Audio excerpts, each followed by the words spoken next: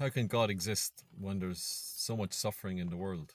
That's one of the most common questions that's asked, and one of the big arguments, I suppose, against God. Now we need look no further than the book of Job for our answer. Now Job was an upright man, as the Bible says, a very wealthy and prosperous farmer who had a full household of children, many fields and a huge property.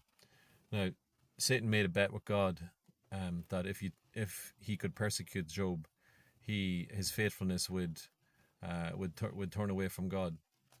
So he afflicted Job with the most terrible suffering, such as losing all his family, all his land, all his sheep, and poor Job was left sitting on a dung heap, scraping his sores with shards of glass, as his wife told him to curse God and die.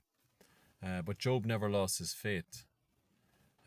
He famously said, "Even if God kills me, I'll still love him." His response to losing all of his fortune was as follows. Then Job arose and rent his mantle, took off his robes, and shaved his head and fell down upon the ground and worshipped. This is after losing his family and all his riches. He said, "Naked I came out of my mother's womb, and naked I shall return. The Lord hath given, and the Lord hath taken away. Blessed be the name of the Lord."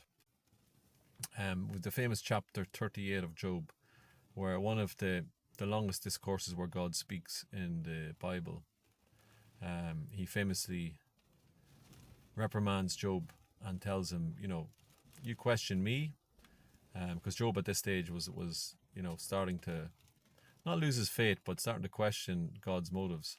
He said, "You question me. Where were you when, I set the lights in the sky and created the oceans, and where were you when the mountains were formed? So, just remember who you are, Job." So Job stayed faithful, and in the end, the death of Job was more wealthy, he was more fortunate, and he died as beautifully as it says at the end, full of days.